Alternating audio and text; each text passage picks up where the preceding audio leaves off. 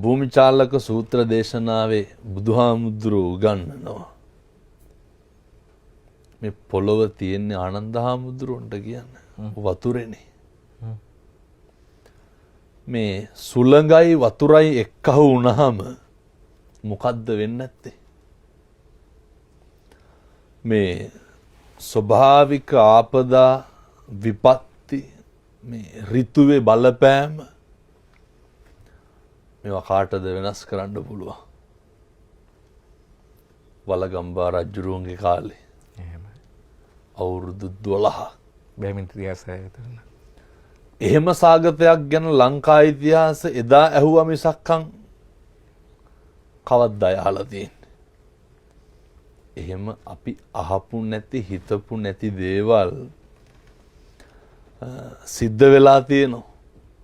සිද්ධ වෙන්නත් පුළුවන් නේ. අර සෝබා දහමටනේ නොවන අවනත ලෝකයේ කිසිවක් නැහැ. සනාතන දහම. එකට අභියෝග කරන්නත් බෑ.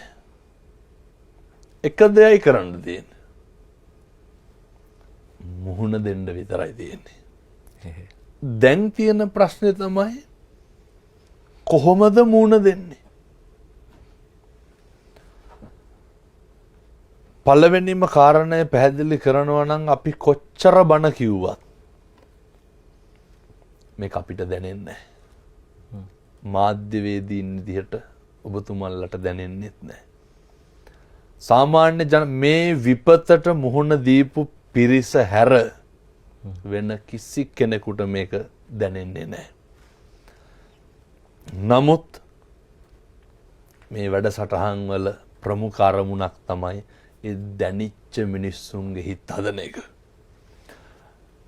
පින්නත් සියලු දෙනාම කල්පනා කරගන්න ඕනේ මේ විපත්තිය සිද්ධ වෙච්ච නිසා මම දැන් ඔය පෙරේද පළමුදා රිකිල්ල ගස්කඩ පැත්තේ ගියා. එහෙම. මේ විපත්තියේ හානි එකිනෙකට එකිනෙක සාපේක්ෂයිනේ. දැන් බොහෝ පැතිවල කුඹුරු යට වෙලා කියනවා. තවත් පැතිවල ගෙවල් ඉරි තලලා කියනවා. තව ටිකක් ඒක උඩට යනකොට ගෙවල් යට වෙලා කියනවා. ඔහොම ජීවිත දෙක පවුල් ගම්මාන පිටින් විවිධ විදිහට බලපාලා තියෙනවා.